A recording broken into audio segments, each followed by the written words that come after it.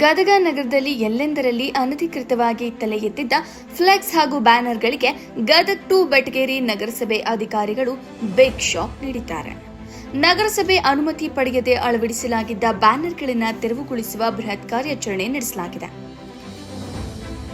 ನಗರದ ಪ್ರಮುಖ ವೃತ್ತಗಳು ಹಾಗೂ ರಸ್ತೆ ಬದಿಯಲ್ಲಿ ನಿಯಮ ಉಲ್ಲಂಘಿಸಿ ಹಾಕಲಾಗಿದ್ದ ವಿವಿಧ ಕಾರ್ಯಕ್ರಮಗಳ ಫ್ಲೆಕ್ಸ್, ವೈಯಕ್ತಿಕ ಪ್ರಚಾರ ಹಾಗೂ ಶುಭಾಶಯ ಕೋರುವ ಬ್ಯಾನರ್ ಮತ್ತು ಕಟೌಟ್ಗಳನ್ನು ಅಧಿಕಾರಿಗಳು ತೆರವುಗೊಳಿಸಿದರು.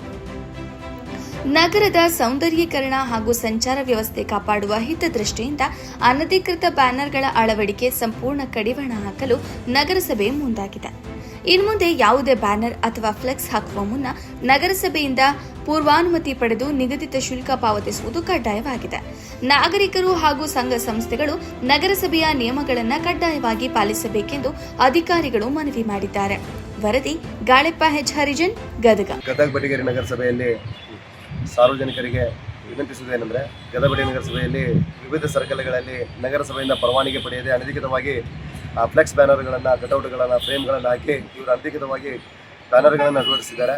ಆದರೆ ಸರ್ಕಾರದ ನಿಯಮಾವಳಿ ಪ್ರಕಾರ ಇದು ಉಲ್ಲಂಘನೆ ಮಾಡಿರ್ತಾರೆ.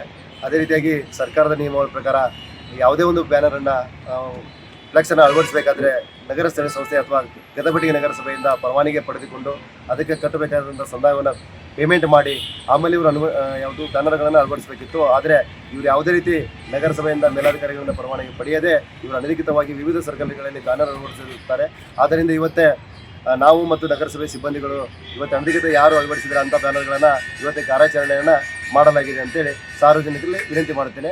ಇನ್ನು ಮುಂದೆ ಯಾವುದೇ ನೀವು ಗದಗ ಬೆಟಗೇರಿ ನಗರಸಭೆಯ ಸಾರ್ವಜನಿಕರಲ್ಲಿ ಮತ್ತೊಮ್ಮೆ ವಿನಂತಿಸುವುದೇನೆಂದರೆ, ಆಮೇಲೆ ಯಾವುದೇ ಒಂದು ಸರ್ಕಲ್ಗಳಲ್ಲಿ ಬ್ಯಾನರ್ಗಳನ್ನು ತಮ್ಮ ಒಂದು ಕಾರ್ಯಕ್ರಮ ಬ್ಯಾನರ್ಗಳಾಗಲಿ, ವೈಯಕ್ತಿಕ ಬ್ಯಾನರ್ಗಳಲ್ಲಾಗಲಿ, ಆಮೇಲೆ ಹಾರ್ದಿಕ ಶುಭಾಶಯಗಳನ್ನು ಬ್ಯಾನರ್ಗಳನ್ನಾಗಲಿ ಅಂತ ವಿವಿಧ ರೀತಿಯ ಬ್ಯಾನರ್ಗಳನ್ನು ಅಳವಡಿಸಬೇಕಾದ್ರೆ ಗದಗ ಬೆಟಗೇರಿ ನಗರಸಭೆಯಿಂದ ಪರವಾನಗಿ ಪಡೆದುಕೊಂಡೇ ಬ್ಯಾನರನ್ನು ಅಳವಡಿಸಬೇಕಂತೇಳಿ ತಮ್ಮಲ್ಲಿ ಮತ್ತೊಮ್ಮೆ ವಿನಂತಿಸಿಕೊಳ್ಳುತ್ತೇನೆ. ನಾನು ಕಂದಾಯಾಧಿಕಾರಿ, ಗದಗ ಬೆಟಗೇರಿ ನಗರಸಭೆ.